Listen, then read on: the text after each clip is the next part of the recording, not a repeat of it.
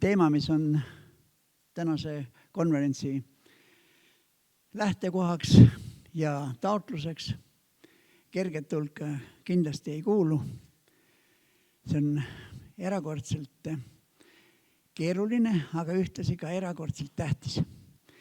Meil pole vähematki väljavaadet ega lootust seda siin paari päevaga ammendavalt käsitleda. Küll aga peaksime kohe algusest peale pingutama selleks, et üksteisest kenasti aru saada. Ja teie ees seisja näebki oma peamise kohustusena täpsustada mõningaid mõisteid, mida on meil selles arutluses vaja, selleks, et tabada täpsemini, mida keegi mitte ainult räägib, vaid ka öelda tahab. Ja ühtlasi on minu kohustuseks esitada mõned mõttekonstruktsioonid, mis võimaldavad täpsustada iga mõtte tähendust teiste mõtete foonil. See, mis meile oluline on, ei ole käega katsutav. Metsa mõte on igaühe peas. Võib-olla ka rahva südames. Tegelikult kuskil käega katsutavat metsa mõtet ei ole.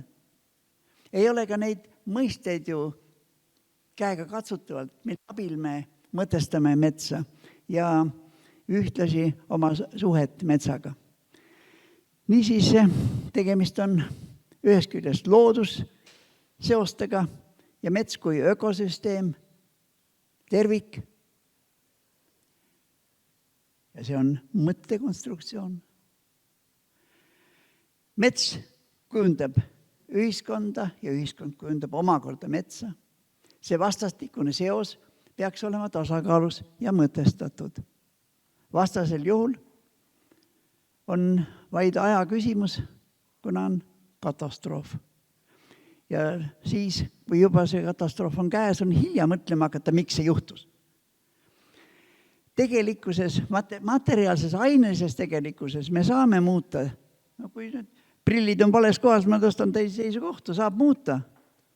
Materiaalset, ainelist keskkonda saab muuta. Ehkki peab olema ettevaatlik ja kõike ei tohi muuta ja eriti mitte korraga, vaid ettevaatlikult ja mõtestatult ja tasakaalustatult. Aga mitte materiaalset keskkonda ei saa üldse muuta. Ta muutub juhul, kui me muudame mõistlikult tegurite süsteemi. Aga tegurite süsteem tuleb avastada. Mõne teguri leiab igaüks, aga süsteemi leidmiseks peab olema asjatundlik. Ja see on põhimõtteline vahe. Järgnevalt ma joonistan siia ühe lihtsa väikse skeemi.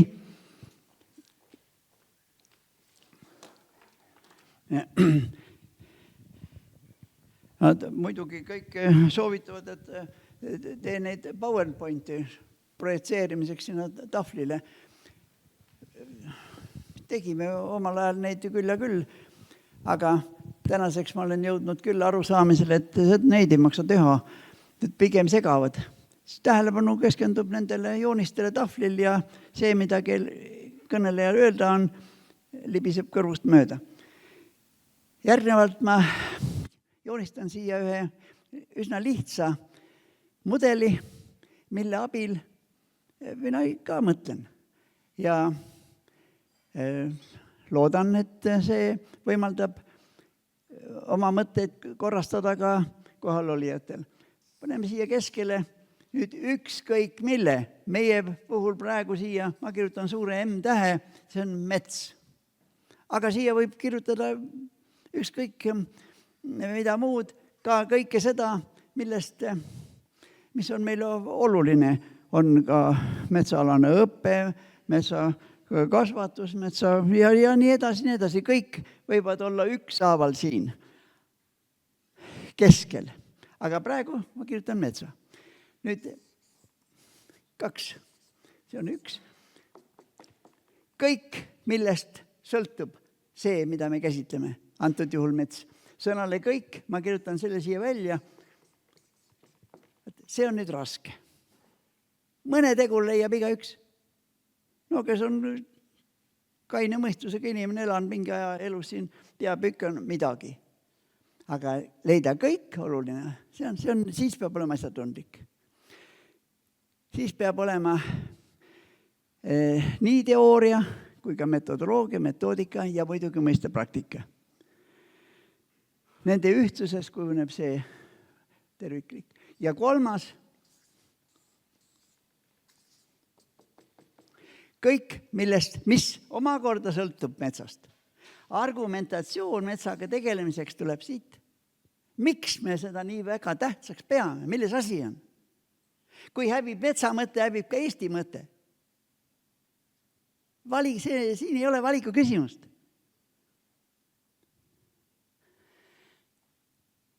Nüüd tuleme see ühe juurde tagasi.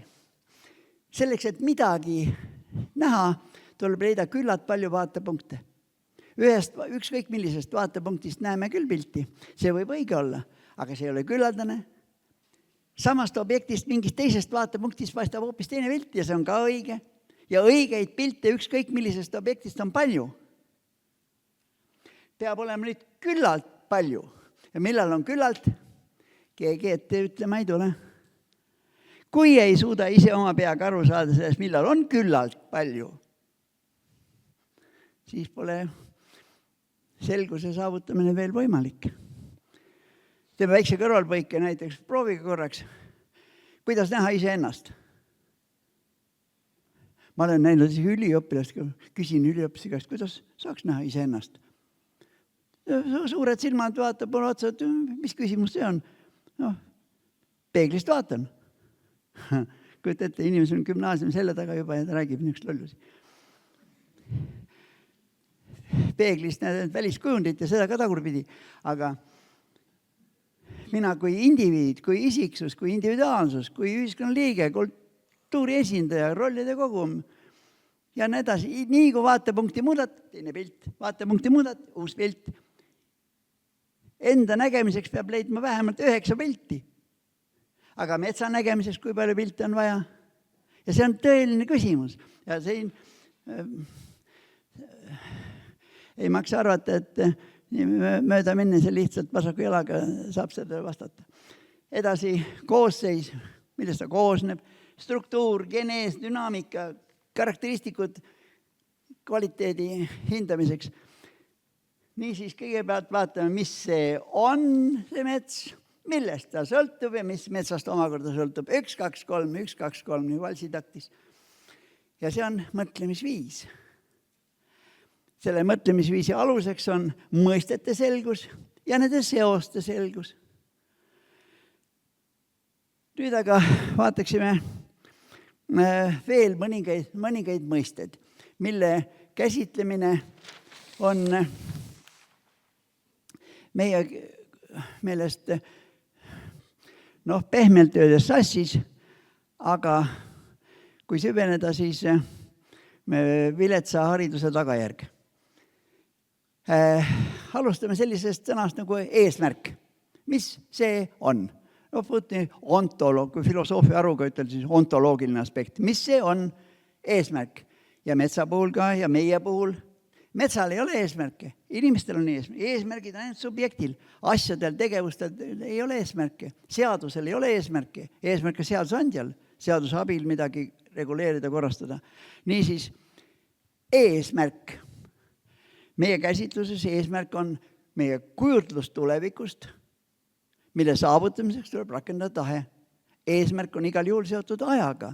Mis ajaks, milline seisund, olek. Ja esimesel pilgul tundub, et kuule, lihtne asi ju.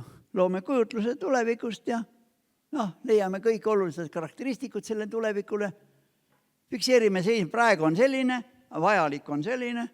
Vaat ja nüüd peab hakkama mõtlema, mida teha selle tegelikkusega, et ta muutuks niisuguseks, nagu me peame vajalikuks, et ta muutuks. Eesmärgistatud tegevus. Eesmärgist tähtsam veel on siht. Sihil ollakse kogu aeg, eesmärk tuleb saavutada mingiks ajaks. Kui sihid on valed, siis pole mõtet eesmärke seada. Pigutad väga hästi rumaluse täiustamiseks nii ei tohi teha. Enne peab veenduma, et see siht on üldse õige. Ja niisiis sihte kannatakse südames. Ja siin, ma arvan, ongi koer maetud. Inimesed, kes on harjunud tegutsema niimoodi, et oma tegevuse tagajärgede eest vastutama ei pea ja häbi ka ei ole, need võivad kahjustada ükskõik missugust süsteemi, mitte ainult metsa, vaid kõiki muid asju samuti. Niisiis, ma joonistan siia nüüd veel ühe väikse lihtsa skeemi ja need on kõik ka eesmärgid, aga väga nadid eesmärgid, ehkki näeme praktikas, et inimesed neid üsna sageli seavad. Kulutamine, kokkuhoid või vältimine. Selliseid eesmärke on või? On küll. Küll ja küll. Järgmine natuke selgem on tegevus.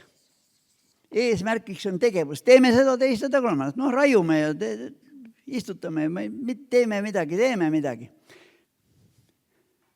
Kui tegevus on tehtud, see ongi eesmärk saavutatud just nagu väga madal tase. Siin on tase, koolipoist saaks 1, siis saaks 2. Nüüd on tulemus. Eesmärk kui tulemus, mis on vaja saavutada, kus on kvantiteet, kvaliteet, tähtaeg. Need 3 peavad siis sel juhul kindlasti koos olema. Siin on tegevus, mis välja tuleb, pole tähtis. Aga siin on tulemus. Eesmärk kui protsess. Ajalises järgmis olevate sündmuste, etappide ja üleminekute järjepidev jada. See on juba just nagu palju täiuslikum kui tulemus. Ja nüüd on eesmärgiks on seisund. Ja miks ma seda skeemi siin praegu joonistan? See ei olegi nii väga lihtne. Siin on mõte. Ja mõte seisneb selles, et kui kirjutada ette inimestele tegevus, ei saa nõuda tulemust. Vaat, missugune seos on. Kui tegevus on ette kirjutatud, igaüks võib öelda, et tegin seda nii kui kästud, siis kui kästud, seal kus kästud, sellest mis kästud, mis välja tuli, mine vaata ise. Kõik läheb nässu. Teine seos on samuti. Kui kirjutada ette protsess, ei saa nõuda seisundit. Tehakse protsess käima kuidagi moodi, tiksub ja aga mis välja tuleb? Ei tea. Ei lähe mitte. Kui inimestel ei ole ametialast ettevalmistust, siis on selline mõtlemisviis kahjuks üsna laialt levinud. See on ohtlik. Järgmine asi, mis ma eesmärgiga seoses tahaksin öelda, eesmärgi seadmine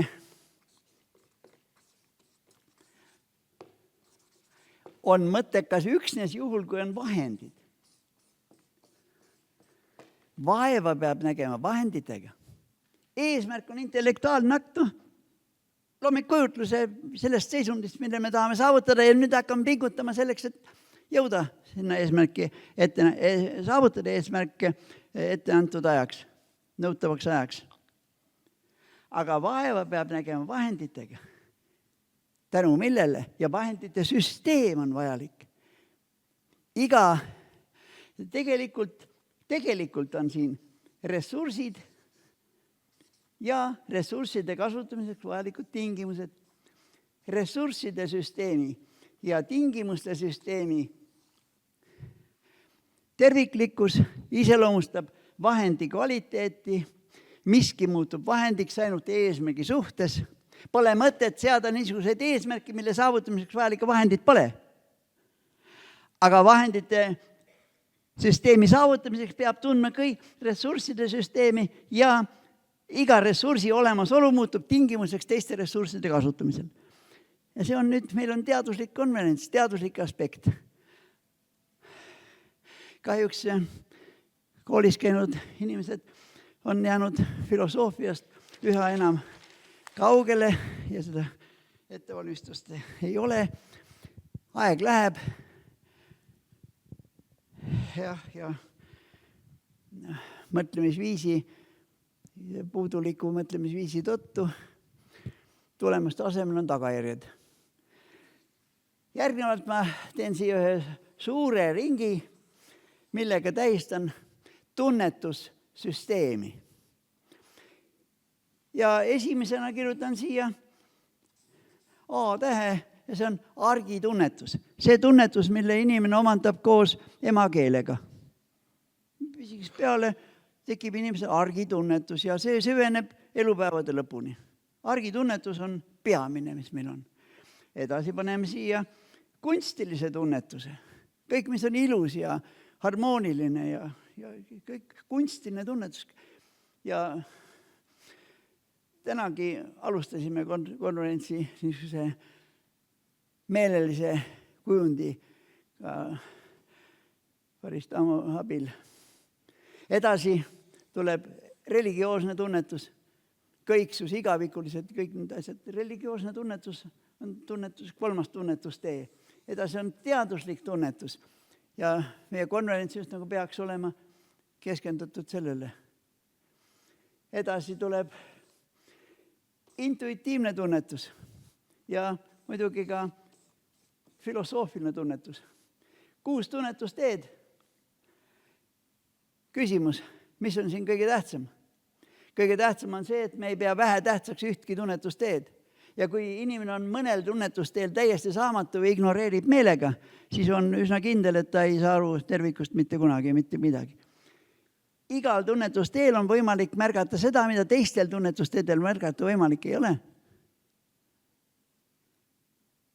Ühelgi tunnetusteel ei näe kõike. Ja seesama teaduslik tunnetus on vajalik küll, aga ainult juhul, kui on teised tunnetusteed ka ja me võtame teisi ka arvesse. Järgmine, mida ma tahaksin puudutada, on 3 sõna korraga ja need 3 sõna on side,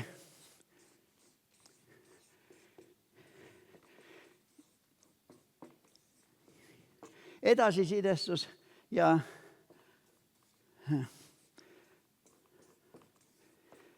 tagasisidestus. Need 3 sõna on metsa hoidmisel nagu ka iga teise, ükskõik millise ühiskonna ja ühiskonnas oleva institutsiooni, organisatsiooni, grupi või indiviidi hoidmise asendamatud olulised eeldused. Kõik 3 koos vastastikustes seostes. Side on elamise eeldus juhul, kui me tagame, et kõik need, kes on meile olulised, oleksid meie kohta informeeritud ja meie omakorda nende kohta. Me peame olema informeeritud. Sel juhul on side. Kui side katkeb, siis laguneb iga süsteem. Ükskõik milline. Tehnilised vahendid ei ole side. Tehnilised vahendid on side saavutamise tehniline aspekt. Kõne all on sisu. Mõni räägib kogu aeg ja ütle mitte midagi.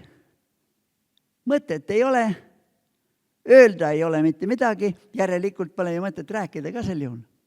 Aga side loomiseks peab olema mõte ja metsa mõte on metsaalase side loomise asendamatu eeldus. Nüüd edasisidestus. Ma joonistan siia alla äärde. Teeme siia konverentsi, paneme siia subjekti. Aktiivse alge, kes otsustab, kes orienteerub, otsustab ja edasi juba tahteliselt teostab oma otsuseid. Subjekt teeb midagi, aga teeb ju selleks, et saavutada midagi.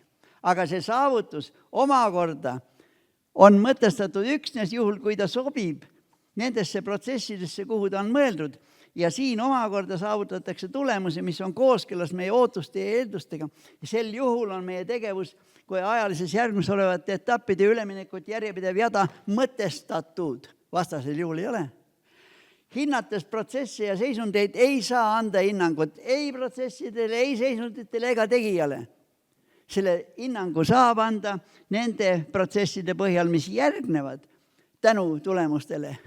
Ja nendel tulemustele, mis saavutatakse edasistest protsessidest. Sel juhul on meie tegevus edasi sidestatud. Aga nüüd on vaja koguda andmeid selle kohta, kuidas läheb, mis välja tuli, kuidas need järgmised protsessid kulgevad, kas missugused need tulemused on. Kogume andmeid, mitte infot, andmeid. Andmed muutuvad infoks meie peas, juhul kui meil on teooria, mille raames neid interpreteerida, mõtestada. Kui ei ole peas metsamõtet, siis ei saa interpreteerida neid andmeid, mida siis kogutakse. Aga kui me need andmed interpreteerime, muutuvad need andmed infoks ja nüüd tuleb arvestada seda edasises tegevuses. Sel juhul on tegevus tagasisidestatud. Eesti metsa hoidmiseks peab olema side, tegevus peab olema edasisidestatud ja tagasisidestatud. Tänan tähelepanu eest kõik.